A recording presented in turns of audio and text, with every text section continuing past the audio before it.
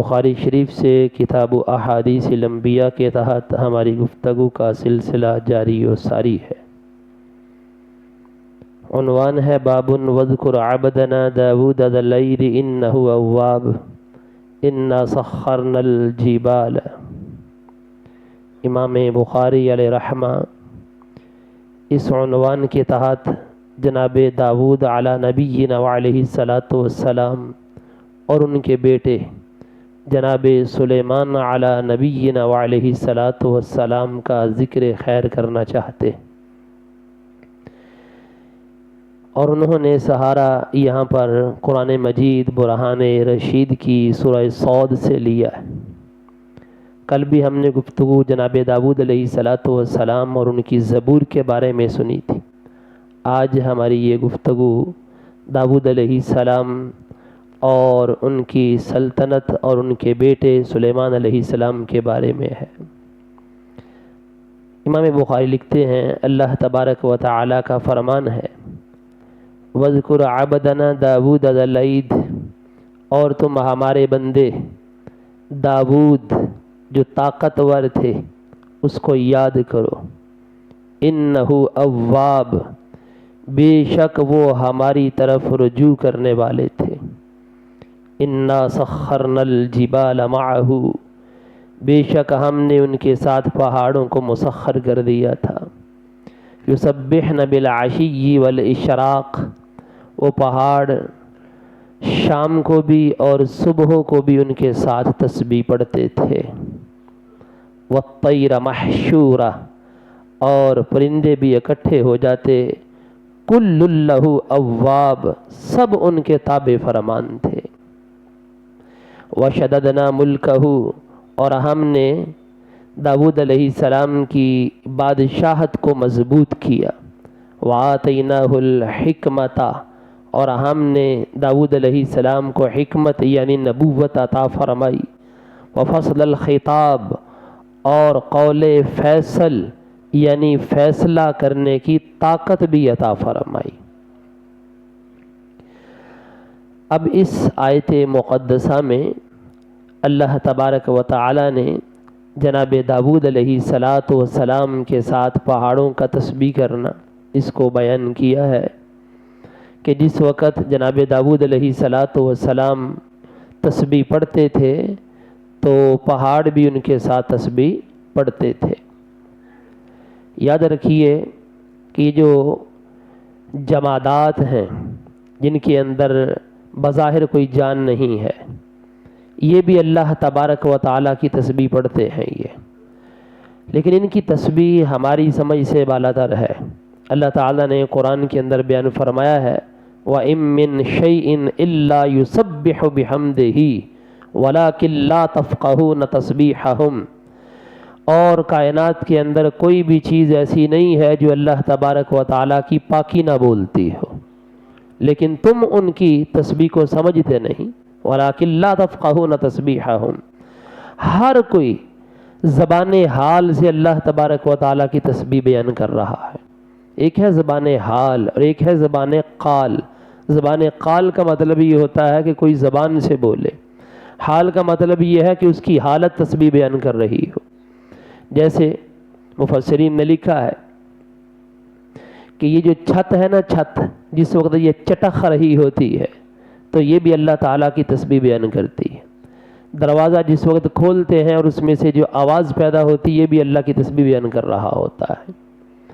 ایسے ہی جس وقت درخت ہوا کی وجہ سے ہلتے ہیں ان میں سے آواز پیدا ہوتی ہے تو یہ بھی اللہ کی تسبیح بیان کر رہا ہے۔ یہ زبان حال ہے ان کی۔ اور زبان قال کیا ہے؟ زبان قال یہ ہے کہ جس طرح بندہ اللہ تعالیٰ کی تسبیح بولے یہ بھی اللہ تعالیٰ کی اسی طرح تسبیح بولنا شروع ہو جائے۔ وہ جو سلیمان علیہ السلام کے ساتھ پہاڑ تسبیح کرتے تھے وہ زبان قال سے تسبیح کرتے تھے، یعنی جس طرح سلیمان علیہ السلام اللہ کی پاکی بولتے تھے پہاڑ بھی اللہ تعالیٰ کی پاکی بول رہے ہوتے تھے۔ حضرت ابن مسعود رضی اللہ عنہ آپ بیان کرتے ہیں ہم نے بکثرت نبی پاک علیہ السلام سے اس طرح کے معجزات کا مشاہدہ کیا، جس طرح بخاری شریف کے اندر بھی ہے اور اس کے علاوہ مصنف ابن ابی شیبہ میں بھی ہے، اور امام ابو نعیم کی دلائل النبوہ کے اندر بھی ہے، مسند امام احمد میں بھی ہے، اور دیگر کتب احادیث میں جس طرح صحیح ابن خزیمہ ہے، مسند ابو یعلا ہے، اور سنن ترمذی ہے، یہ حدیث پاک جو ہے وہ موجود ہے۔ رسول محتشم صلی اللہ علیہ وآلہ وسلم ایک سفر میں تھے، پانی کم ہو گیا، آپ علیہ السلام نے فرمایا کہ فالتو پانی تلاش کرو، قافلے میں کس کس کے پاس کتنا موجود ہے۔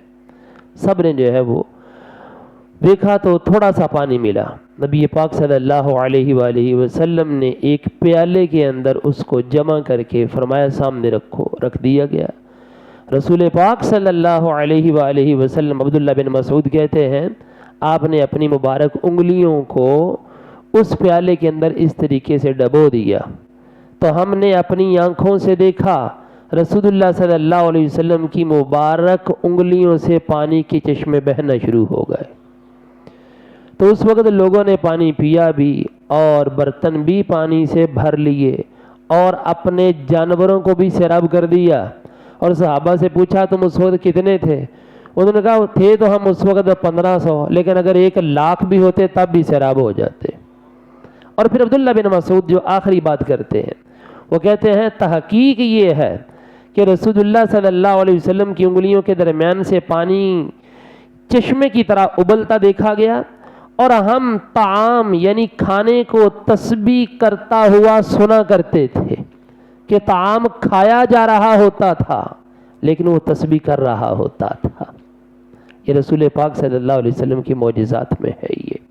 اور رہی بات کنکریوں کا تسبیح کرنا، یہ بھی رسول پاک صلی اللہ علیہ وسلم سے ثابت ہے، جس طرح جو ہے وہ امام ابو نعیم نے دلائل النبوہ کے اندر لکھا ہے کہ حضرموت کا ایک وفد نبی پاک علیہ السلام کی بارگاہ میں حاضر ہوا کہ جنہوں نے ایک تھیلے کے اندر کچھ چھپایا ہوا تھا، اور آ کر کے کہنے لگے کہ ان خبأن لک خبأن، ہم نے جو ہے وہ اس کے اندر کوئی چیز چھپائی ہوئی ہے، اگر آپ اللہ کے سچے رسول ہیں تو خود بتائیے اس تھیلے کے اندر کیا ہے۔ نبی پاک علیہ السلام مسکرائے، فرمائے ان الکاہن والکہانۃ فی النار، فرمایا میں کوئی جادوگر نہیں ہوں، یہ باتیں اس طرح کی جادوگروں سے پوچھی جاتی ہیں کہ تھیلے کے اندر کیا ہے، مجھ سے کچھ پوچھنا ہے تو پوچھنے والی بات پوچھو۔ تو انہوں نے کہا ہمیں کیسے پتہ چلے گا کہ آپ اللہ کے سچے رسول ہیں؟ تو رسول پاک صلی اللہ علیہ وسلم نیچے کنکر پڑے ہوئے تھے، اٹھا لیے، جیسے ہی لمس ہوا ان چھوٹی چھوٹی کنکریوں کو تو وہ کنکریاں اللہ کی تسبیح بولنا شروع ہو گئیں اور گواہی دینا شروع ہو گئیں کہ آپ اللہ کے سچے رسول ہیں۔ یعنی کہ نبی پاک علیہ الصلوۃ والتسلیم کا لمس یعنی آپ کا چھونا کنکریوں کو، یہ بھی تسبیح کرتا ہوا لوگوں نے سنا ہے یہ، ٹھیک ہے۔ تو جس طرح جناب داؤد علیہ السلام کے ساتھ یہ تھا کہ یسبحن بالعشی والاشراق، کہ پہاڑ تسبیح کرتے تھے، تو نبی پاک علیہ السلام کے مبارک ہاتھوں سے بھی کنکریوں نے اللہ تعالیٰ کی تسبیح کی ہے اور حضور کی رسالت کی گواہی دی ہے۔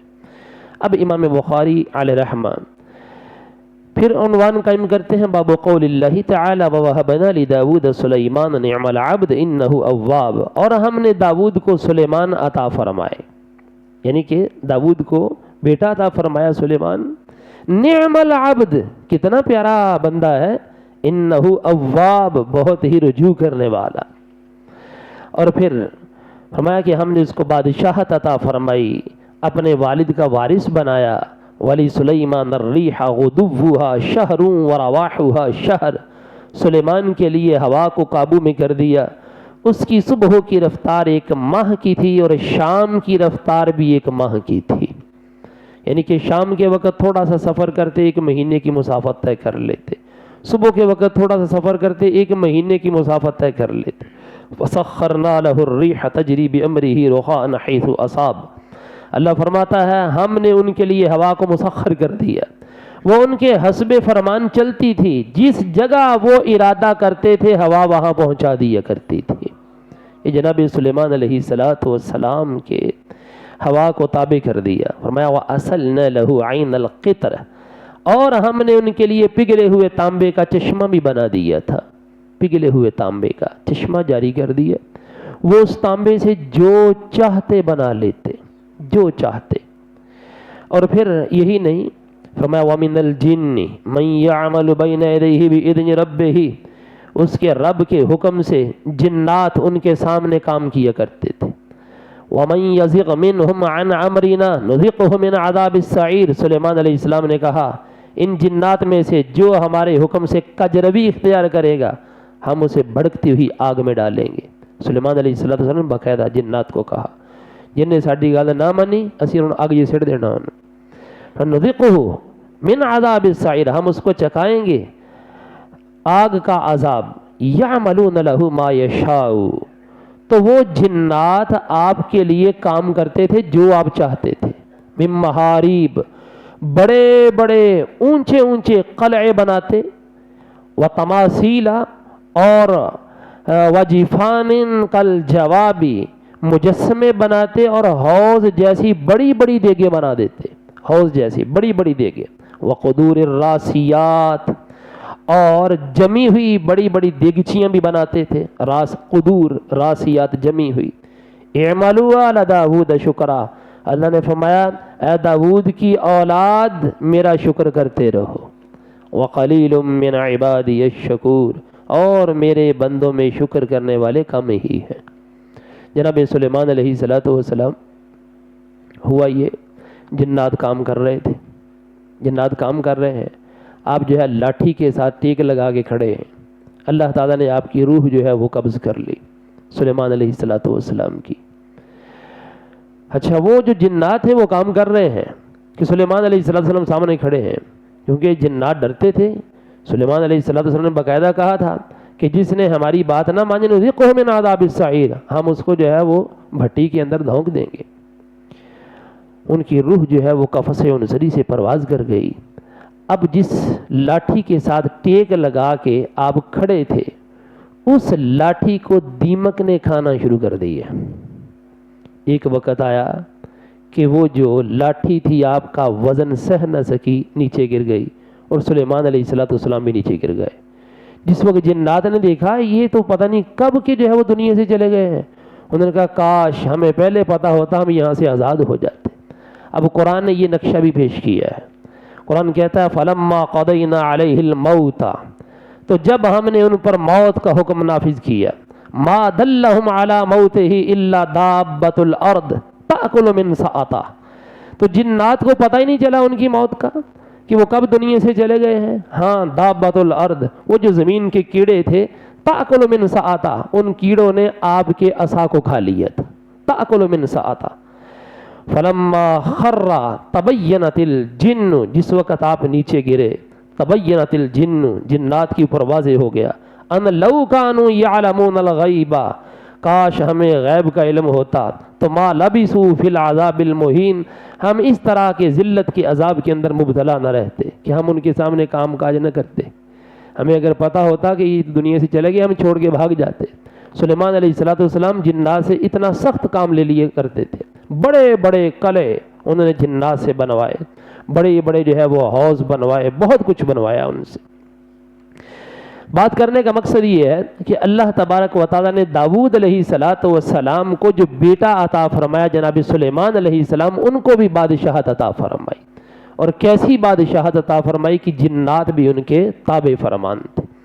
اب امام بخاری رحمہ نے یہاں پر ایک حدیث ذکر کی ہے جس میں انہوں نے اس چیز کو واضح کرنا چاہا ہے کہ جنات جس طرح سلیمان علیہ السلام کے تابع فرمان تھے، نبی پاک علیہ السلام کے بھی تابع فرمان تھے. وہ سنیے حدیث پاک کیا ہے. امام بخاری لکھتے ہیں نبی ہریرہ رضی اللہ تعالی عنہ عن النبی صلی اللہ علیہ وسلم ان عفریتا من الجن تفلت البارحۃ. جناب ابو ہریرہ کہتے ہیں نبی پاک علیہ السلام صبح صبح نماز پڑھ رہے تھے کہ ایک خبیث جن آپ کے اوپر حملہ آور ہوا. لیقطع علی صلاتی، سرکار فرماتے ہیں مجھے میری نماز سے وہ مشغول کرنے لگا تھا. فامکننی اللہ منہ، تو اللہ تعالیٰ نے مجھے اس کے اوپر قدرت دی. فاخذتہ، میں نے اس کو پکڑ لیا. فاردت ان اربطہ علی ساریۃ من سوار المسجد حتی تنظر الیہ کلکم، تو میں نے ارادہ کیا کہ میں اس کو مسجد کے ستونوں میں سے کسی ایک ستون کے ساتھ باندھ دوں تاکہ صبح تم سارے اس شیطان کو دیکھتے، اس جن کو دیکھتے. حتی تنظر الیہ کلکم فذکرت دعوت اخی سلیمان، لیکن مجھے اس وقت اپنے بھائی سلیمان علیہ السلام کی دعا یاد آ گئی. انہوں نے دعا کی تھی ربی ہب لی ملکا لا ینبغی لاحد من بعدی، اے میرے رب مجھے ایسی بادشاہت دینا کہ میرے بعد اس طرح کی بادشاہت کسی کے پاس نہ ہو. نبی پاک علیہ السلام فرماتے ہیں مجھے اپنے بھائی کی یہ دعا یاد آ گئی کہ اگر آج میں نے بھی جنوں کو اسی طریقے سے باندھ دیا جس طرح انہوں نے باندھا ہوا تھا تو پھر ان کی یہ جو دعا ہے یہ سچی نہ ہوتی. تو لہذا میں نے جو ہے وہ صرف اس وجہ سے کہ جو انہوں نے دعا کی تھی وہ دعا رہے، لہذا میں نے جو ہے وہ اس خبیث جن کو چھوڑ دیا. امام بخاری علیہ رحمہ لکھتے ہیں اور جو شارحین ہیں وہ کہتے ہیں اس سے یہ بات واضح ہوتی ہے سلیمان علیہ السلام کے بھی تابع فرمان تھے جن، اور نبی پاک علیہ السلام کے بھی تابع فرمان تھے. لہذا جو صفتیں اللہ تبارک و تعالیٰ نے جس نبی کو عطا فرمائی ہیں، اللہ تبارک و تعالیٰ نے بدرجہ اتم اپنے محبوب صلی اللہ علیہ وسلم کو صفات سے نوازا ہے. یہ میرے اور آپ کے آقا صلی اللہ علیہ وسلم کی شان اقدس ہے. یہ دعا ہے اللہ رب العزت ہم سب کو قرآن و سنت کے فہم کی برکتیں عطا فرمائے.